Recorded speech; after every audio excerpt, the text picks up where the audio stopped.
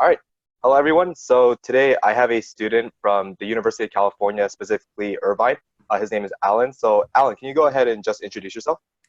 Hey, my name's Alan. I go to Irvine. I do stupid things. I like playing games. That's pretty much it. Oh, I'm an environmental engineer. That's all you need to know. All right, awesome. Now, Alan, just wondering, environmental engineering, I feel like that's not one of the more popular engineering categories. I feel like a lot of students are more interested in mechanical, electrical. So what made you want to do environmental engineering?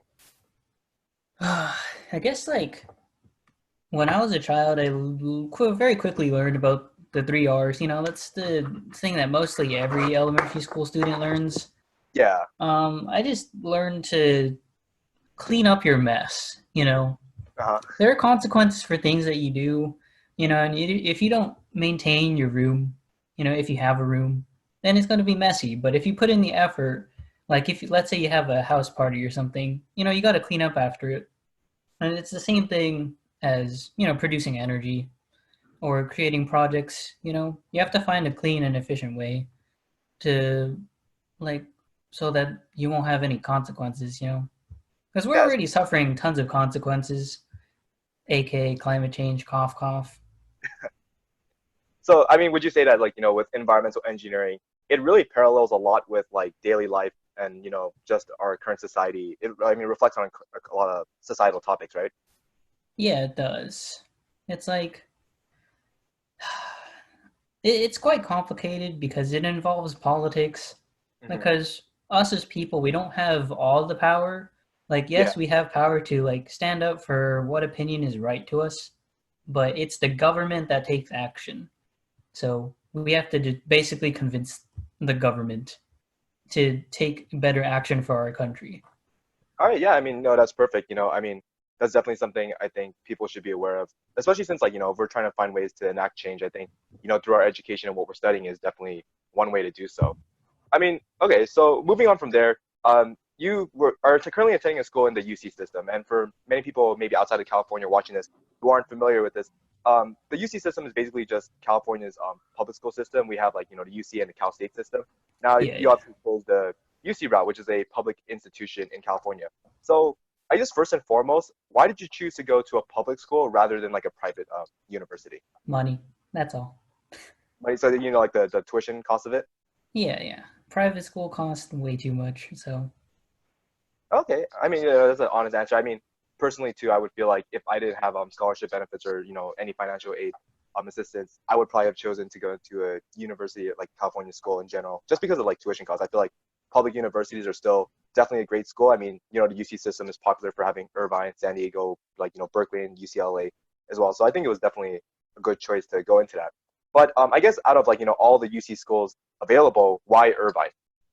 oh, because it has environmental engineering as a major, Okay, which no other UC currently has right now. Every really? single other UC has either civil, electrical, or mechanical. So, Oh, yeah. so not only the tuition costs, just the school itself had like a really great, major opportunity for you. Yeah, yeah. Okay, that's awesome. Just quick question, you decided to stay in California and Irvine's pretty local to where you're living. Have you ever put any thought to going out of state or was just cost another factor in going out of state? Going out of state kind of sucks. I'll be honest. I Why don't is know. that? I just don't want to leave the state. I Interesting. like my home state. I mean, just, would that be like, staying close to family and like friends or just because you're comfortable with your current environment? Definitely staying close to family. Like a lot of my parents live like 20 to 40 minutes away. So we see them like at least once a month or something. Oh, that's So, good. And I mean, personally, a lot of students, they go out of state, or even if it's not out of state, they go to an area or a college or university that they can't come home often. Maybe not monthly or weekly, like many students might have the chance to. Um, do you think having family close to you was a support system that you're able to fall back on? yes, 100%. Okay. I guess if you don't have being without your parents is kind of difficult, and I wouldn't say that I'm prepared to do that. Okay. So would you say you're like in a transition period, trying to get adjusted to being more independent? Not really, Is to be honest. that what you just, Once that major change happens, like it will happen, and then I'll just have to deal with it. Like yeah. for me, I don't think I'll have a transition period. Like it'll just happen. So, Okay. All right, I see. So, Alan, I want to go back a couple months or, about a year ago from where we currently were, back in seniors in high school, applying to college and, trying to understand the college process. So I guess if you could just summarize like holistically first, how did you feel your college application process went? uh, to be honest, it's just the essays that matter. In your opinion, do you think the essays are like the sole reason? I mean, obviously everyone's entitled to their own opinions, but for you, would you say essays were the biggest for you? I I don't know to be honest, but I feel like you have the most creative control over your essay. You don't necessarily have the most control over your SAT score unless you do like super extensive, after school programming or whatever trash Yeah. that costs a lot of money and stuff. Uh-huh. Or like for writing, some people like writing is really hard and some people just take it for granted. And then when the Yeah. SAT comes up, like me, get a trashy score in writing section, so I it's mean, hard. yeah, I mean, I feel you. I mean, definitely as of right now with the current situation, they're thinking of getting rid of the SAT and ACT. And I know there's a lot of like speculations of what's going on right now with College Board, but I mean, yeah, back in high school, I would say, studying for the SAT or ACT, it's definitely not the easiest thing in the world to, and especially if people are paying like loads amount of money to go into a preparatory school, I feel like that just puts an also another financial burden just for like a numerical number that apparently, I guess, seems to define us going into college. Yeah, like I guess during high school, I guess the school system convinced me that the SAT was like the most important number. SAT, GPA, but like Yeah, SAT was very up there. yeah, for sure. So I mean, like, alongside you mentioned, GPA as well. How would you say, GPA factors into the whole college application process? Uh, I like to think that as long as you try hard enough in school, Hmm. like you're gonna get into something, and that's better than nothing because it's not which school you get into necessarily, or Hmm. like this is my opinion, but it's not necessarily the school that you go to because at the end of the day, when you get your like lawyer, PhD or whatever doctorates, they won't see which school you came from. They will just know, hey, you got the diploma, you're hired, and that's all they really care about. Would you say that, what you make of your college experiences matter more than, where you're going? I mean, obviously, you've pointed out the fact that where you go to college isn't the most important thing, but how important is it to make the most of what you're given? To be honest, you still have a lot of free time if you study efficiently enough. Yeah. And like I guess college has been really nice for me because I've had a lot of free time. I haven't been like I've done no clubs and I still have a perfectly fine social life just because like the dorming situation allows for, connection between 50 to 70 people. Oh, wow. Yeah. All right. Interesting. Continue off of this college application process. Just wondering, what was your main source of getting information about understanding the college application? Was it through family, through schools, through friends, upper classmates, maybe siblings? Like, what was your best assistance towards understanding how to apply to college? It was mainly my brother, Hmm.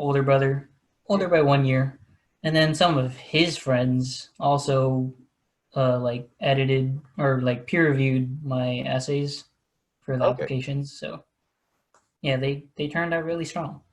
All right. That's awesome. I mean, also, I feel like a lot of students, especially in ones that maybe didn't go off to like a well-off public or even private institution or just, I mean, high school in general, a lot of them don't have the opportunity to understand, the college application process. And especially if you're like a first generation student, maybe the first in your family to apply to college, it's definitely difficult. How much would you say like researching things on the internet plays into like understanding how this entire system works? To be honest, it's not that much. Like it doesn't play a huge factor. a lot of the information that you get from revolves around asking other people because they've already been through the process, you know. Yeah, for sure. It's like riding a bike. You can't search up the experience of riding on two wheels until you actually do it. So Oh, you ask other people who have experienced, you know, doing the application process. And then they'll tell you exactly what to do, you know, or like how to revise their essay or whatever. interesting. So I think you're under this mindset that like it's not necessarily needing to grind completely into researching online constantly, oh, what colleges are the best or like how to do this, this, and this, but rather referring to those who have been through the experience and like, once you yourself are starting a college application, that's I guess like when the moment kind of hits for you. Yeah, I guess like that's for the application process. But in Mhm. terms of like, oh, which college do you want to go to? The only thing I recommend is literally pick a favorite academic subject. You know, if you hate all of them, just go undeclared in something and then just choose a college. But if you do decide to have like a specific major starting out, Uh-huh. then literally just Google like, oh, colleges with good of this major, you know, good schools of this major. Interesting, interesting. I mean, yeah, that's a definitely a good point. I mean, I feel like a lot of students, every student has their own different ways of putting it, but I like how your perspective is, referring to those who have had experience. And I think that's just similar, not in just college app, just like even maybe when you get an internship or you're working, you want to defer to those who've actually like done the task, they know what they're doing in order to actually succeed in your own experience. So I really like that mindset. I would say just to wrap up this entire college application part, what would you say maybe was your biggest regret, or what would you change about what you did during like applying to colleges? Nothing. I don't know. It's perfectly fine. Oh, okay, so you would say like, would you say you're perfectly content with what happened, or it's like kind of like a it is what it is kind of moment? Half and half. Like I like it is what it is, and I got some of what I wanted, which was Irvine. So yeah. Interesting. Now, I mean, Alan, if you would like to share this part, um, I think you and I have been classmates, and we've known each other since like middle school, so we're pretty tight friends. Um, I think, especially with you, you've have experience with not being there for your second semester senior year. Is that correct? Yes, yes. I would like to like touch upon that because I feel like a lot of students feel like in order to get to college, you have to be that perfect student. You have to be the student who always shows up class or do certain things, or even conversely, just the high school experience. Second semester senior year is something, senioritis is something that a lot of students ironically look forward to because it's a time where they can actually enjoy themselves in high school rather than study, study, study. But you had a completely different experience. So I was wondering if you would just like to, I mean, just explain whatever you would like to about your experience with that. Sure, sure. I like after thinking about it a lot, I could say that the number one factor going into like me quitting school for a semester is taking too hard of classes.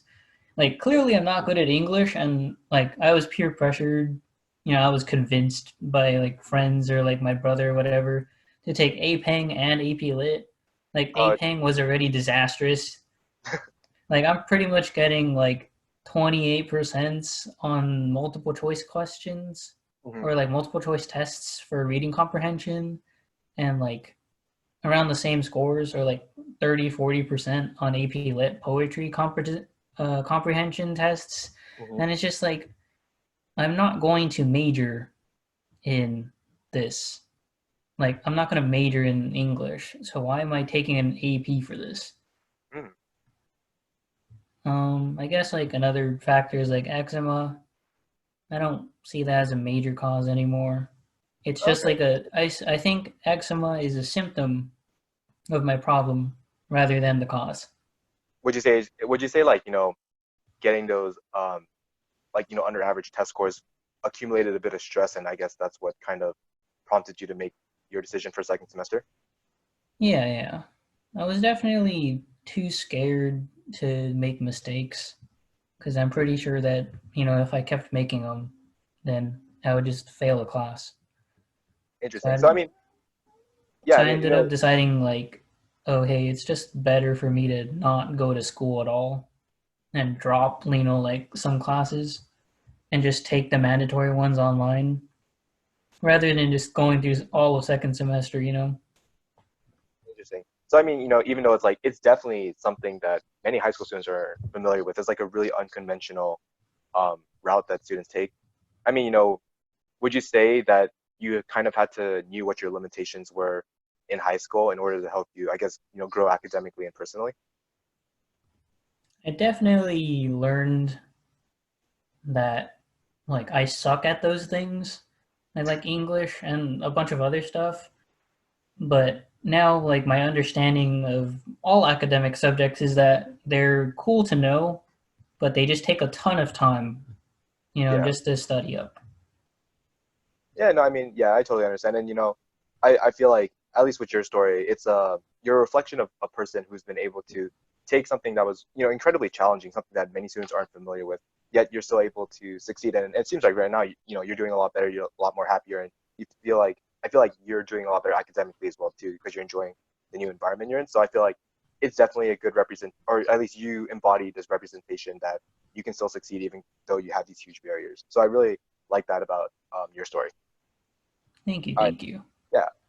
So let's go on more, I guess, more to your college lifestyle. So going to a UC school, a lot of students think that public universities, they have a lot more students than private universities. I mean, if I compare, your school compared to mine, your school is probably like maybe 3 or 4 times, I don't have the exact numbers, but maybe 3 or 4 times the population of my graduating class, for example. Oh, What UCI is like 50,000 students. would you think? So, Yeah, I would say, yeah, it's definitely a lot more than what's currently happening at USC. I guess yeah. one thing is a lot of students wonder what are like class sizes like, for some, I mean, some lectures and especially like introductory classes, they have like huge classes, like maybe 200, 300 people. And, you have some classes with a little less. How would you say after your first year at university, how are your class sizes? Like, were you able to interact with the professor well or interact with the students? Like, just explain that experience. This is I don't know if this. I don't know if I can give a serious answer for this one because we make jokes about this all the time. Really interesting. We make jokes about not interacting with the professor ever. Really. And is that, I mean, you don't obviously don't mention any names, but would you say that's because you just don't want to talk to the professor because you don't feel like it, or is it just you're not a fan of the professor? Uh, I personally don't talk to any professors because I feel like the PowerPoint slides that they give us, like you can learn off them really well. Hmm. Like, and in lecture, as long like uh if a professor is doing like live notes, like writing with the pencil and paper or writing on a chalkboard or a whiteboard, Hmm. you literally just take notes, write word for word what they write, Hmm. and yeah, you should be good. I They mean, do you make have? Oh yeah, sorry, continue. uh like all the classes make concepts very straightforward Interesting. and linear. Like the progression, you'll see that week 1 to week 3 stuff is very easy, and that the first midterm is like pretty easy, except for physics is that's stupid. But but yeah, the content starts to ramp up at like week 5, week 7, like around Yeah, now, because it's almost finals. So, but overall, like as long as you take notes and actually try, then you will succeed. Um, in terms of like that, okay, I forgot. I'm getting off topic. it's all good, all Like, good. because the lecture size, okay, 200 to 450 people in a lecture hall. Yay! Everyone sits, no one talks, everyone listens, everyone writes or types if they have a laptop or whatever. That's about it for lectures. They last 50 minutes to 90 minutes, depending on which class it is. Lectures happen 2 or 3 times a week, depending Hmm. on what specific class you take. That's about it. They kind of just, it's like sitting in normal high school classes, just for like an hour every Interesting. time. Yeah, interesting. And I think going back to this thing of like interacting with the professor, do you ever have concerns about like getting a letter of recommendation in the future? Because I know, maybe for an internship or maybe like for those interested in graduate school programs, like have you put any thought about, when you're planning to do that or actually start engaging with the professors? I know like every student has their own like tempo Mm. that they build up to doing that. So, I mean, how does that feel like for you? The thing is, right now, I'm not really looking for anything. Like, I haven't really thought about an internship yet, like doing one. Hmm. My plan is to do one when I reach upper division classes, Okay. because those classes you have people who actually are dedicated to the major you're doing. Because in the beginning you take what, math, science, physics, writing, slash English, arts or whatever, general ed classes. Yeah. Like you don't want to ask those professors because they teach general classes. But if you're saying, like, let's say you're an engineer like I am, you want to ask a person who's actually an engineer and teaches Yeah. engineering. So, Makes sense. All right. Yeah. uh, No, I think that's a definitely a good perspective into it. I actually personally never thought about that myself. Asking maybe going on. I know some students want to start with internships and stuff early, but I think for you, it's like you're kind of expressing that idea of giving yourself time to grow and still learn, yeah, as if like you're not ready yet, but in later down the line, you expect that you will be. yeah. And I also disagree against, like, I disagree doing internships on years 1 or 2. Hmm. Because who knows? Like, what if you switch your major, right? And then you Yeah, for sign up sure. for some stupid internship that you don't want to do anymore, and you're stuck with it. Oh So, yeah, no, or you can just like quit, but who cares? yeah, that's definitely actually a really good point out too. I didn't realize a lot of students in their beginning years actually switch to majors constantly. I myself actually I switched to major too. It wasn't a big change. It was just from like biology to human biology, just because I like the courses better. But yeah, Yeah, no, definitely I've seen students transfer completely from like biology to business, or maybe from political science to somehow like maybe you're going to art school, something like that. So it's a really interesting change. Now, one thing you actually mentioned earlier was finding your social life, and it was actually referring to your dormitory and like your residential hall. Can you briefly touch upon that? Like, how was residential life for you, and like being able to interact and find friends? yeah. You have one person who's called an RA, Hmm. and he or she just monitors everyone. Yeah, Occasionally hosts events, occasionally like every 2 weeks. Haha. Um, make they make the environment nice for us. that's I good. was really lucky with my hall though, because like most of the 52 people that were in my hall were very kind Oh, that's and awesome. were open. Like a lot of people aren't necessarily open to talk, but my hall is, and I'm very grateful for that. All right, that's awesome. And actually, just expanding more on your social life, you mentioned how you didn't actually join any clubs in your freshman year. So, in terms of like extracurricular activities or like maybe what you did during that free time, what was that like for you? Like, what did you engage in during that time? What did I engage in? I mean, I kind of just hung out with friends most of the time. I guess a lot of us quickly realized that clubs are kind of useless Really interesting. because most of them are like frats, sororities, sports, Hmm. or like engineering clubs or academic clubs. You need to join like one academic club for your major, and that's it. Or you don't even need to join. Like, Interesting. yes, like the club that appeals to your major probably has activities you can do related to the major. So Yeah. like so like for engineering we have a bunch of projects in a bunch of clubs. But like we don't know whether we're gonna actually be engineers by the time Yeah. we No, I feel reach you. like third year.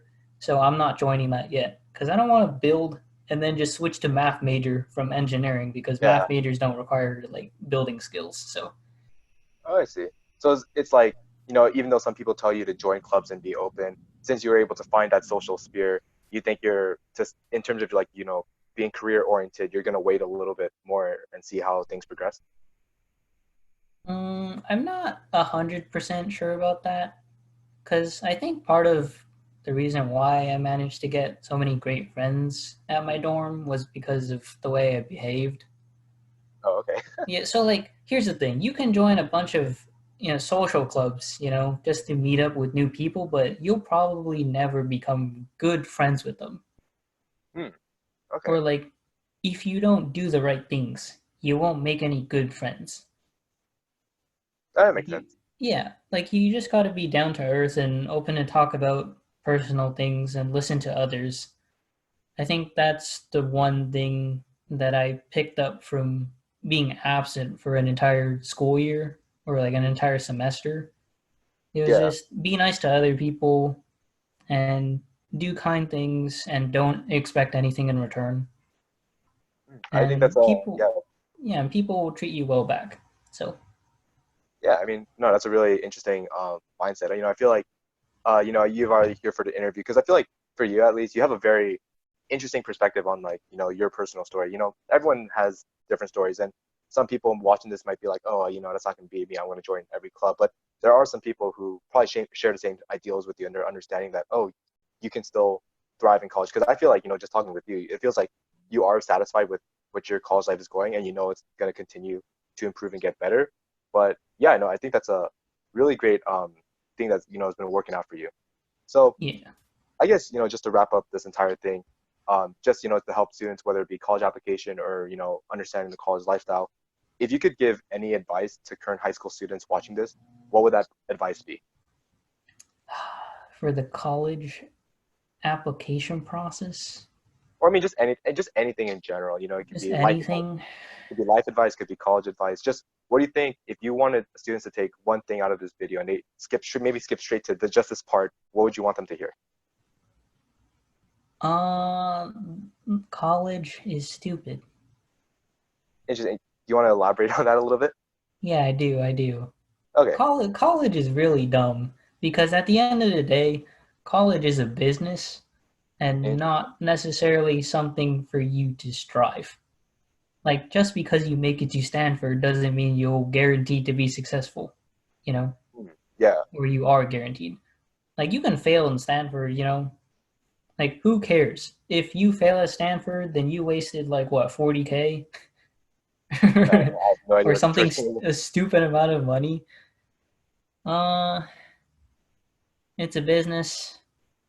Save money, I guess, or like try to make actual decisions that are logical just because your parents have a huge burden. They take care of you and they're most likely going to pay off your loans. But if you're going to pay off your own, then you better study pretty hard. But either way, like we're all here just to get better jobs that are above minimum wage. And that's really all that matters. College is just another 4 years of school so you can get a real better job that you want to do, that you want to do. I don't know. It's kind of tough. I'm just being realistic. College isn't the greatest thing in the world. High school isn't the greatest thing in the world either. Um, but yeah, if I guess my real piece of advice is if you are struggling with something, then I would suggest you try to fix the problem now and try to directly tackle the problem. Think about what the symptoms of your problem are and the causes. So let's say you're like not doing well in school or like you have not a good social life. You need to be asking yourself like in what ways can I improve? What did I do wrong? How can I seek help? Uh, and yeah. And lastly, just be kind. Don't be selfish. You should be able to do things for other people. I think that's a trait that a lot of people don't tend to share or Yeah. don't tend to have. Uh, yeah, just giving other people information about like college or like school or like gifts to other people or doing favors for other people. Those are ways that we as human beings appreciate each other. We do things for other people. So when you do things for other people, they'll be really happy. They'll be grateful. Of course, like not everyone reacts the same. Like not everyone will be like, "Oh, thank you so much," you know. Yeah, no, I feel you. Yeah. But everyone feels grateful that you've done at least something for them. So yeah, I guess the last one is the most important because that's the one that actually changed me. Interesting. Yeah, no, I mean, like I mentioned, Alan, I've known you since like middle school. It's just great being your friend. I mean, I appreciate, you're always a jokish kind of person, and some of that reflects in this video call as well too.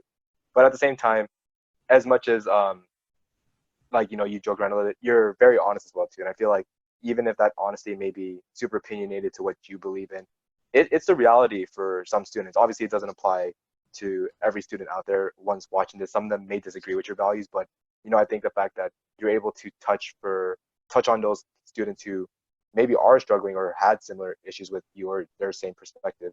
So yeah, I mean, it's an honor having you here, and we just want to thank you so much for spending the time to actually talk with us during this video. Yeah, no problem. Awesome.